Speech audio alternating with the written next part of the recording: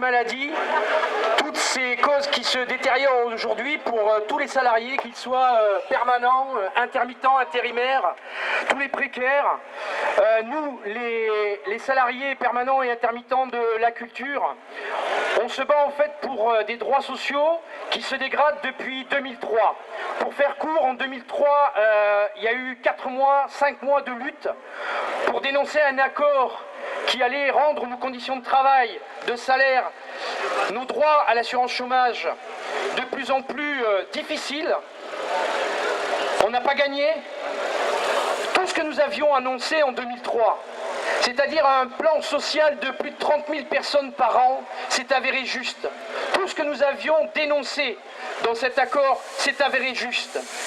Tous les ans, ceux que les médias appellent les privilégiés, les intermittents du spectacle, ces privilégiés, il y en a 30 000 qui sortent de l'assurance chômage, qui perdent leurs droits.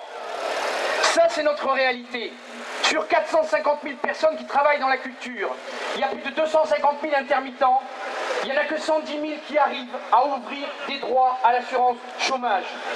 Alors aujourd'hui, le 22 mars, il s'est signé un nouvel accord qui aggrave encore les conditions de l'accord de 2003. C'est pour ça que depuis des mois, nous avons voulu alerter tous les élus des collectivités territoriales, alerter le gouvernement pour dire que cet accord ne doit pas se signer en l'état. Nous avons des propositions depuis 10 ans. Les organisations syndicales de salariés, les organisations syndicales d'employeurs, des collectifs ont travaillé autour de la table pour amener des propositions qui peuvent faire en sorte que notre système d'assurance chômage soit plus juste, plus équitable et fasse faire des économies. Nous ne voulons pas un statu quo, nous ne voulons pas un moratoire, nous voulons une réforme de ce système qui est arrivé en bout de course. Nous ne sommes pas des privilégiés, nous exerçons des métiers. Intermittent n'est pas un métier, ce n'est pas un statut. Nous sommes des salariés comme vous, avec une rémunération dans nos emplois qui est discontinue. Nous voulons les mêmes droits que les autres salariés. Aujourd'hui, ces droits s'aggravent. Aujourd'hui, parce que la mobilisation a été forte, parce que des salariés intermittents et permanents, artistes et techniciens se sont mis en grève, parce qu'il y a eu des prises de parole partout, sur les spectacles, sur les lieux culturels, le gouvernement a reculé. Oui, l'accord a été signé hier soir, en catimini. Mais il y a une lettre de cadrage. Cette lettre qu'a écrit Valls pour une nouvelle concertation, c'est une première victoire. Mais on ne doit rien lâcher. Rien lâcher jusqu'à ce que commencent les nouvelles négociations sur la base de ce que nous demandons, c'est-à-dire 507 heures, une date anniversaire fixe de réétude de nos droits et une ouverture de droits sur 12 mois, avec une période d'étude de nos droits sur 12 mois. Ça paraît complexe. J'essaye à chaque fois d'éviter de vous donner des chiffres. Mais à un moment donné, les chiffres peuvent raconter quelque chose. Aujourd'hui, il y a des festivals encore en grève. Il y a des compagnies qui ne jouent pas dans des petits lieux. Il y a des lieux culturels autour de l'agglomération qui ont voté aussi la grève. Aujourd'hui, les gens de la machine, des nefs, sont présents. Et ça, c'est un symbole.